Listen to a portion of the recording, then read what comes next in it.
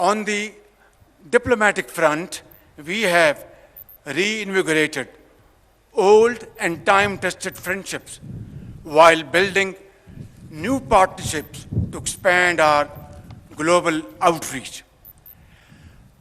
As a non-permanent member of the United Nations Security Council for the term 2025-26, Pakistan is fully committed to advancing global peace and security and upholding the UN Charter. In fact, at even and every given opportunity and platform, we have raised our voice in support of the innocent people of Palestine, whose demand for a free and sovereign state has been sanctified in numerous UN resolutions. Ladies and gentlemen, Afghanistan is our neighboring country, and it is our earnest desire to live in peace with them for all times to come. Unfortunately, despite our best and sincere efforts, terrorist activities continue to emanate from Afghan territory. In this behalf, we have made lots of efforts. Our Deputy Prime Minister visited Kabul a few days ago, and we shall continue our efforts to have better relations and understanding with our brotherly and neighborly country, Afghanistan. However, we have also delivered a strong and clear message to the interim Afghan government that while we desire peaceful neighborly relations with Kabul, this cannot happen so long as the Afghan soil is being used by Fitna al-Khawarij to attack Pakistanis and kill innocent brothers and sisters in Pakistan. Ladies and gentlemen, I also need to underscore the importance of Kashmir. As the founder of the nation, Qaid-e-Azam Muhammad Ali Jinnah rightly said, Kashmir is the jugular vein of Pakistan. Unfortunately, this globally recognized dispute remains unresolved despite multiple UN resolutions. Let there be no doubt, Pakistan shall continue to support the right of self-determination of the Kashmiri people till they achieve their rights through their great struggle and sacrifices. Ladies and gentlemen, India's systemic persecution of its minorities, particularly Muslims and Sikhs, has become more pervasive over the years. It must accept full responsibility for its complete failure to protect the lives, dignity, and security of these oppressed communities. Pakistan, on the other hand, has always condemned terrorism in all its forms and manifestations. As the world's frontline state, that is Pakistan, against terrorism, we have endured immense loss with our 90,000 casualties and economic losses beyond imagination exceeding $600 billion. Who would understand this searing, excruciating pain better than we Pakistanis? Who has given more human sacrifices than Pakistan to counter terrorism?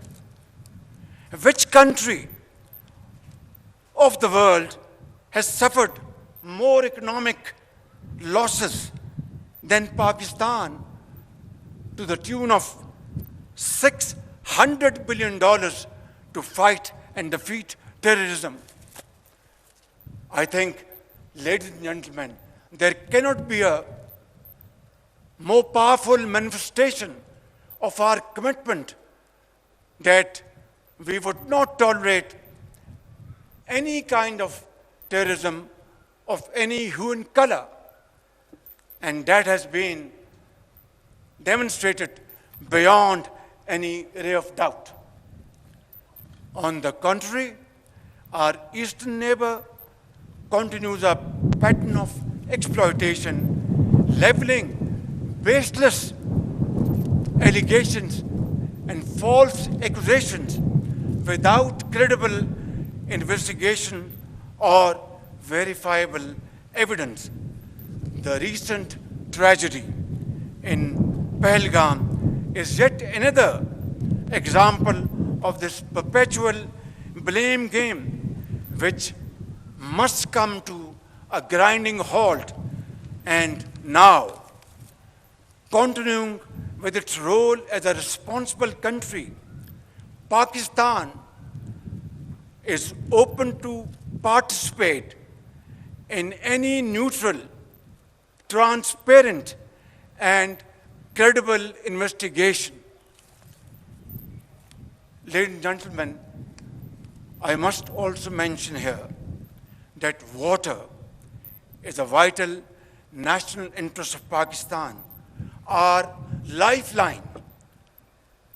And for our 240 million people, let there be no doubt at all, its availability would be safeguarded at all cost and under all circumstances, inshallah.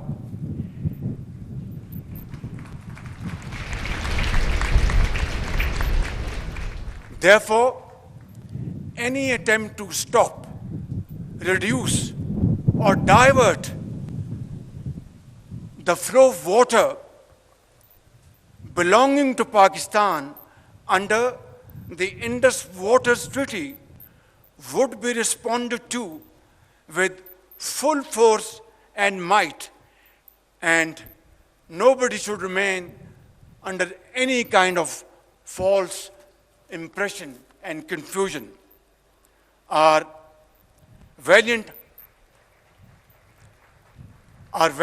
armed forces remain fully capable and prepared to defend the country's sovereignty and its territorial integrity against any misadventure, as clearly demonstrated by its measured yet resolute response to India's reckless incursion in February 2019. Therefore, I would like to make it clear in all humility, but with fullest confidence at my command, on behalf of the people of Pakistan and our armed forces, that nobody should make any mistake about it. Dear guests, this nation of 240 million people stands united by and behind our brave armed forces and ready to safeguard every inch of our homeland, Pakistan. And let this message be loud and clear for all and sundry. Peace is our preference, but must not be construed as our weakness. We will and we shall never compromise on our dignity and security of our beloved Pakistan. We also affirm Pakistan's unwavering commitment to playing a responsible and constructive role on the global stage. In the pursuit of this mission, we have not wavered, as we believe in the unity of the human race.